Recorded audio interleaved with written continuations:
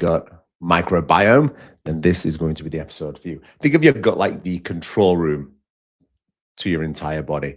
If the signals that are coming out are noisy, if they are distorted, then your brain and body don't really get clean instructions from it. And if they don't get clean instructions, they can't operate at a optimal level. I'm always reluctant to use the word optimal because some people take it as, well, what really is optimal? Like, well, it's better than the shit that you're doing, all right? It's the best thing that you can possibly get in the situation.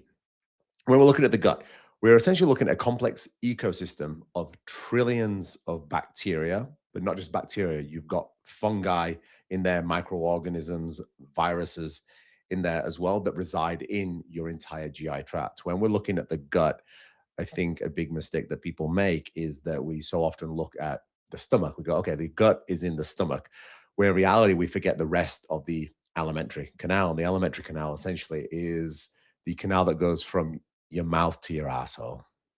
And the shortest way possible, it would incorporate your mouth, your esophagus, your stomach, small intestine, large intestine, all the way down to either being used and absorbed through the microvilli and the villi up into your bloodstream, or it's going to be pooped out because we don't want excess things in our body when we don't need it.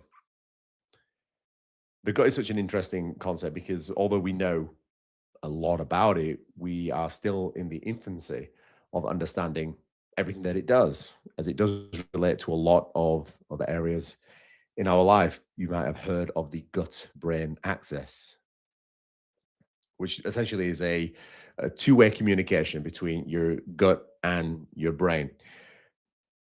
The ways that our butt can communicate with our brain, which is probably possible as well. But the way our gut can communicate with our brain really is going to be primarily through the vagus nerve. The vagus nerve essentially allows the gut and the brain to be able to talk to each other. If we look at the autonomic nervous system, we're looking at the sympathetic and parasympathetic states that our body can get in when we are in a sympathetic state, or you might have seen this in your textbooks as SNS.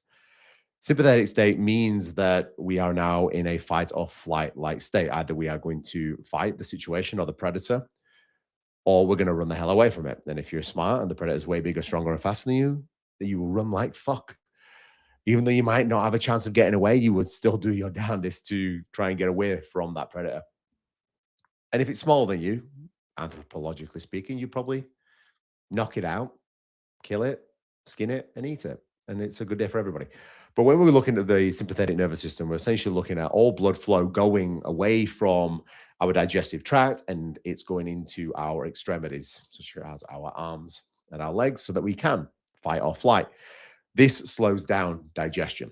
So if you're looking at a person that is heavily stressed out, potentially underslept, potentially overworked, fatigued, tired all the time, they may likely be in a primarily a sympathetic dominance kind of state. And if that is the case, there's usually a direct knock-on effect to the health of their gut. Alternatively, looking at a parasympathetic state, which is also known as the rest and relaxed state, where things are just a bit more chill. Imagine you've just smoked a spliff and you're just relaxing. If you don't like smoking a spliff, imagine you've just watched a funny TikTok video and you're in a very chilled out, relaxed like state. And in that relaxed state, it allows your digestion specifically, because that's what we're really talking about here today, to improve. It allows blood flow to return to your GI tract. You consume food, blood is involved, nutrients can be broken down, they can be absorbed and they can be utilized for energy, or they can be excreted if they are not needed. When you are in a relaxed state, for the most part, digestion generally is much better. Things like IBS, bloating, or other gut-like symptoms start to reduce when you are in a rest and relaxed state, and they tend to increase when you are in a stressed out state. Your gut might be limiting your performance more than your lungs. If you are an athlete and you are trying to perform at the highest level or even just get better, many athletes or people that are trying to just improve their overall health and well-being put a lot of effort into their training, which is understandable. but they don't tend to put as much effort into their gut, or it's probably something you've never even thought about. You know this if you've ever had a session where you felt fine, but your stomach just feels a little off. You're like, I feel okay training, but something just feels off. I feel a little bit heavy. I feel a little bit bloated. I feel uncomfortable in my gut. If your gut can't absorb fuel properly or it is irritated, then your body struggles to be able to take those nutrients and actually absorb them. Remember, it's not just what you consume, it is what you absorb, use, and then the kind of excess again where it's great. We're not talking about poop a lot on this, but the Bristol stool chart is an excellent reminder of where your kind of fecal matter needs to be. Start treating your gut like a part of your training. Test your food and don't guess it. When it comes to testing out foods, if you're consuming foods normally and up to about 60 minutes afterwards, you feel fine, then the foods that you just consumed largely are going to be responded to well by your body and by your gut. But if you're not, you feel bloated, sluggish, heavy, then it's a good idea just to take note of that. Take note just so you've got a bit of an idea of, I don't feel good after these particular foods. And then a very simple method is to use the process of elimination by saying, hey, look, I've consumed these particular foods, let's say chicken breast, rice, and mushrooms and tomatoes is your meal, which doesn't sound that appealing, to be honest with you, but if that's your meal, you've consumed the food and then basically use a process of elimination and go, okay, cool. I felt funny after these. Let me just try eliminating something. Let me change the tomatoes out for some broccoli. If by eliminating the tomatoes, your gut starts to feel fine, great. You've solved the problem. But if not, you might start with the tomatoes, then try the mushrooms, then try the rice, then try the chicken. And slowly but surely, you'll start to figure out where the discrepancies are in terms of your gut. Bloating is not just uncomfortable. It affects how you perform. If you've ever gone into a session or a race where you feel like you're 19 weeks pregnant, when in reality, you might, if you are pregnant, you might only be 4 weeks pregnant, be like, holy shit, I'm way further along than I feel. Or if you're a guy, you use the terminology of like, I feel like I'm pregnant. This isn't great. Gas is built up and your digestion is going to start to suffer as a result of the pressure in your gut, because that bloating, that gaseous kind of exchange is putting pressure on your stomach and on your intestines. And then the first thing you think is, I just need to like fart a lot or burp a lot, but that might not even help either. The solution with that is to try to control your pre-session food and the timing of that food. You might have eaten too late as it relates to your training session or your sport. Let's say at 6 a.m., your training session is supposed to be, you might have eaten at 5:45. It might just be too close. So let's try spread that out just a little bit and see how your body responds. If you are low of energy, your gut might just be off. You might not have been able to utilize energy as optimally as possible. You might have slept well, trained consistently, everything kind of checks the box, but you still feel a little flat, a little heavy, and a little sluggish.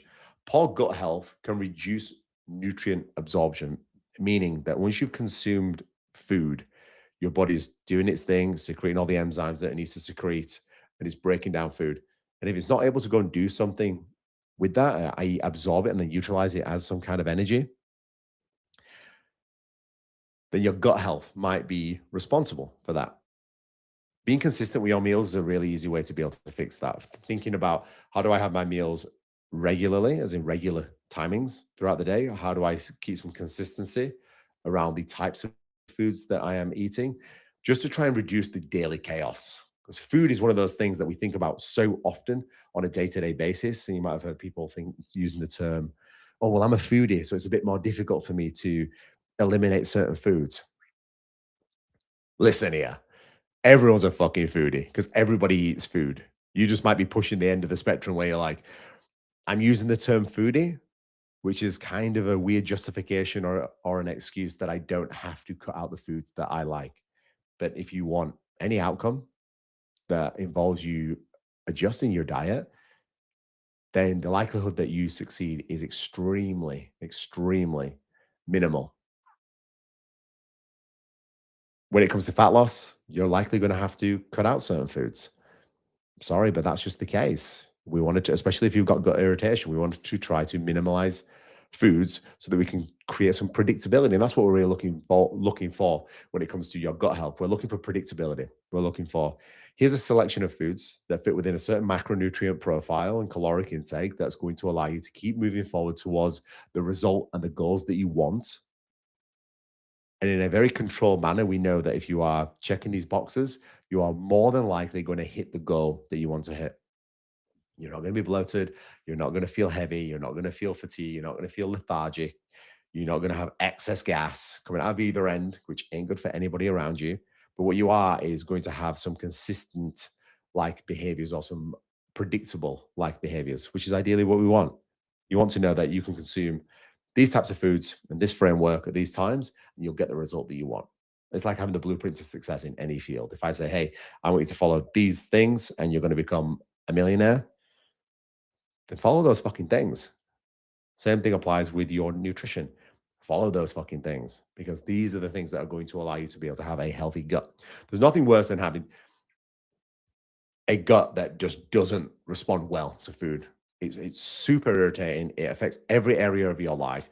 You don't feel good going out with friends. You don't feel great consuming any food because you know that either it's going to shoot out the other end really quickly or it's going to make you feel really uncomfortable, really lethargic. And if you're going to go into a meeting or you're going to go hang around with friends or you're going to go on a date, it's the most uncomfortable, but also the most annoying thing that you can have when your gut is irritated and it affects the rest of your life. When it comes to pursuing any athletic endeavor, most athletes train their body, but they do not train their gut. Making sure that you've got some consistency with your nutrition and having a clear outcome of how that makes you feel and how it makes you perform is one of the best things that you can do as it relates to your performance. You don't want to get to race day and think, oh God, I don't know if my stomach's going to handle this particular type of food today, whether that's race day in an event or it's even a bodybuilding stage. Your gut adapts like a muscle. It can be trained. It can be trained to be able to not just effectively consume, absorb, excrete certain foods, but also use those foods for fuel as optimally as you possibly can. Training your gut in pre-season, making sure that you are monitoring how many carbohydrates am I consuming and how does that make my gut feel? Am I consuming too much? What happens if I put some fats in this particular meal? And this might seem like a lot, but that's why people hire coaches. It's like, hey, you take care of that shit. Tell me what I need to do. You do all the thinking behind it, and I'll just go and execute. Over time, you start to get a bit more of a cadence, a bit more of an understanding of, I know how I feel after certain foods. I can kind of figure this out by myself, and then off you go on your own. This even includes things like fluid intake. Am I consuming too much fluid? Is that making my gut a bit irritated? Am I consuming too much? Is my bladder too full before a race? These are other things that you can absolutely start to train. When your training involves, which everybody does, unless you're just training faster, which isn't a great idea for high performance, intra workout nutrition specifically, I always would err on the side of caution. It might be something like a Lucozade Sport or something like a really easy digestible gel that you consume before you start to add in additions. But I wouldn't go crazy with trying to actually consume food during your workout, even if it is a really long one, just because you don't know how your gut's going to respond. And it's much, much easier on your digestive system and your GI tract to consume fluids and gels over actual food. And then what you can start to do over time is you can start to incorporate little things like gummy bears or jelly beans or something of that nature. This is obviously oversimplified because everybody's goals are going to be very, very different. Everyone's guts going to be very different, and what you want and your outcome is going to be very different as well. But these are just general things to be able to keep in mind. Something that is overlooked is that around 90% of serotonin is secreted in the gut, and so serotonin is directly linked with your mood and well-being. If you have low serotonin, then outside of medical conditions, you can be a bit of a moody twat. But if you are secreting serotonin quite well, you are generally happier and more elevated, and you're a joy to be around, and people don't want to stab you in the back of the head. They want to hang around you because you're a jolly old fellow and a jolly human being. But it does have a direct impact on your gut, as I said there, most of serotonin is created in the gut. And other neurotransmitters are also directly linked with the gut, such as dopamine, which is therefore drive and motivation.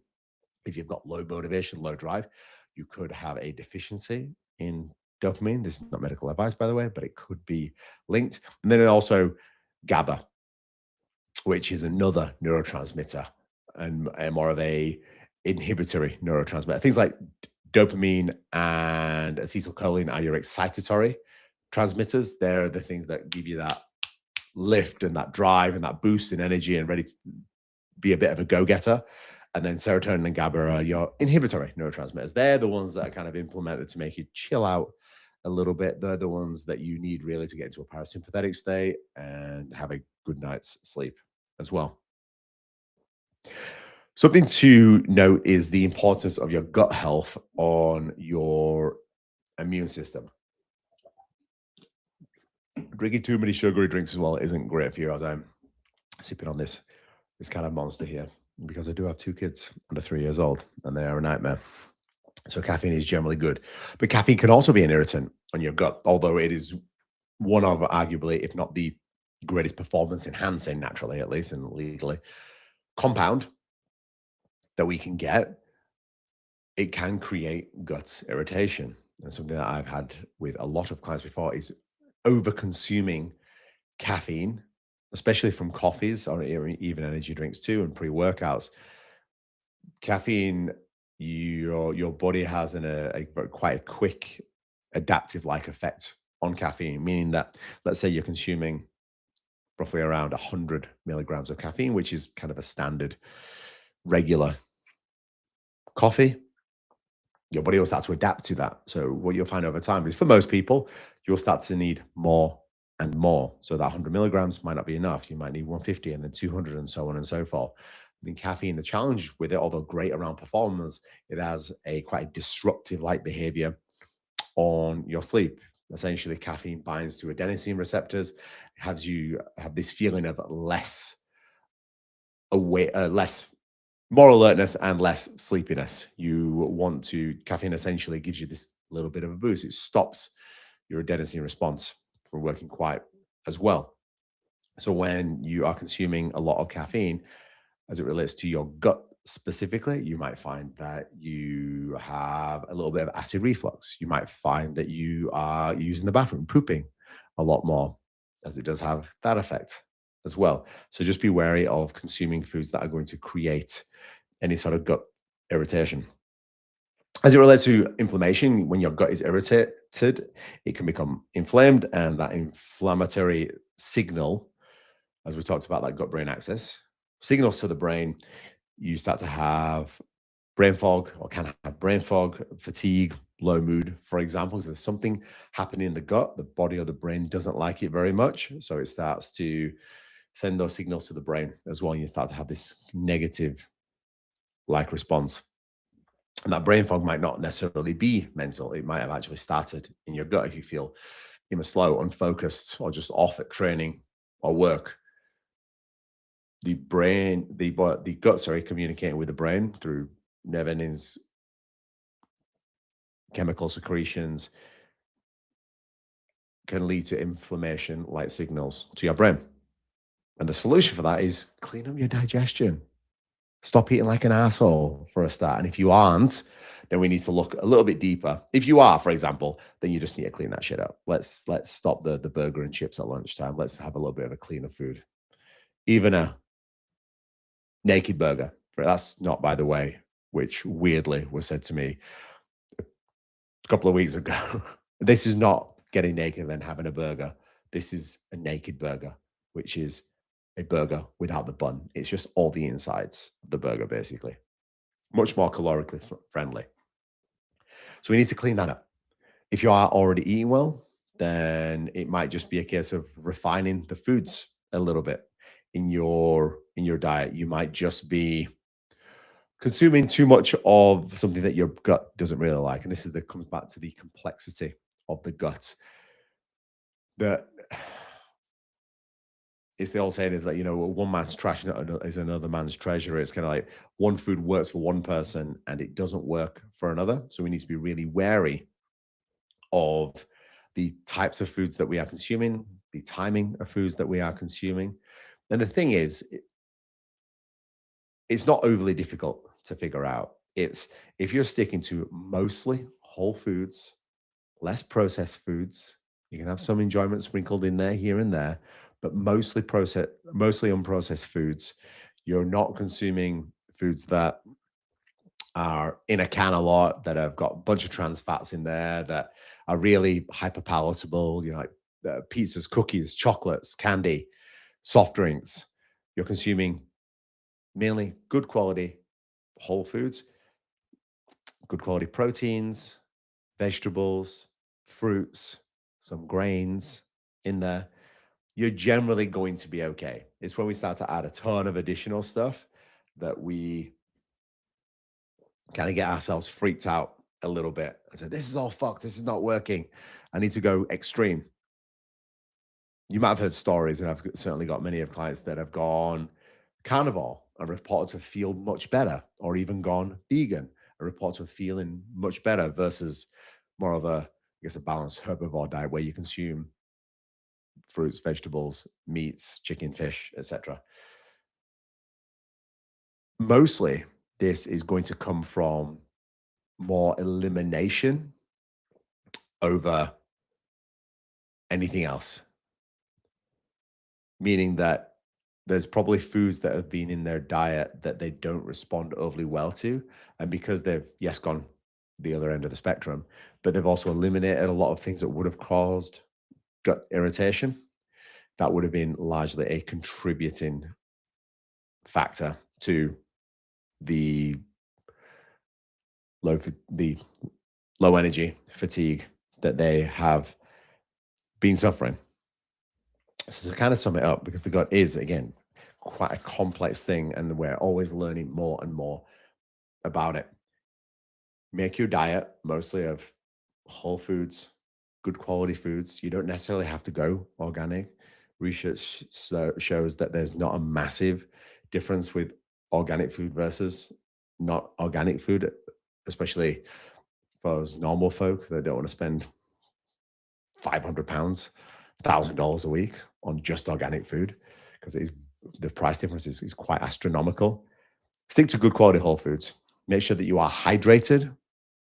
Hydration is going to have a big effect on the health of your gut. Make sure that you are sleeping enough. Somewhere around the 7 to 9 hours of unbroken sleep per night is going to be great. And then also training enough. Not just training your body in the gym or even a sport. It could be running, it could be high rocks, it could be CrossFit, it could be just Pilates, yoga, whatever it might be. Definitely training your body there, but also training your body as it relates to your gut, making sure that you are consuming foods and paying attention to how am I feeling. And generally, you'll get that feeling when you do start to feel a little shitty and a little bit off. Then really start to pay attention to what you're doing with your gut. If everything's fine, then just keep doing what you're doing. You're likely doing everything okay. Know that all guts are created differently. You might consume the exact same food as me and feel horrible, and I might consume the exact same food as you and feel absolutely horrible. Or you might feel great. Everyone's is so different, so you just have to be really wary. So looking at eating really good quality foods, the best that you can, a good variety of those foods as well, good variety of fibrous vegetables, a good variety and color of fibrous vegetables, making sure you're consuming enough fruits, making sure that you are consuming a good variety of lean proteins, regardless if you're a carnivore, you're vegetarian, vegan, whatever that might be. Consume a good quality source, even if you have to use protein powders as well. Again, good quality sources. And make sure you're being smart with your gut, because as we discussed, your gut impacts everything. The healthier your gut,